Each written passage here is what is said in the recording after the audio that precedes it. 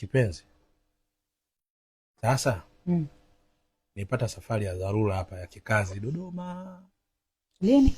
Leo hii muda huu wamenipigia simu, yani wamenichanganya. Na unajua mimi nipo likizo jamani.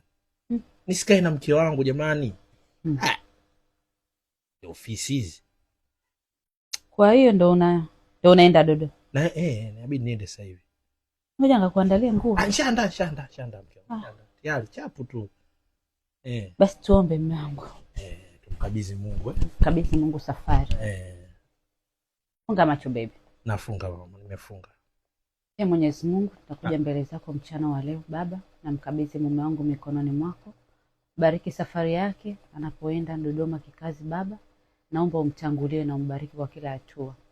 Mwenyezi Mungu, kama safari anaenda mume wangu sio ya kikazi, ananidanganya, naomba hata asifike Magufuli pale pale daraja la Kijazi, avunjike miguu. Na awe na kipofu kabisa. Mke wangu, subiri basi. Hiyo sasa ndo sala gani jamani? Tena sala gani tena mke wangu unaweza kuombea na mabaya? Si ninakuombea unaenda kikazi. Tunaenda Dodoma kikazi. Sasa si ndio naenda kikazi sasa, tena kama siendi kikazi nivunjike miguu, Kijazi tena. Uvunjike miguu na uwe kipofu. Kama wewe. Na kipofu? Sijamaliza kusali. Hiyo sala imeisha. Hiyo sala basi.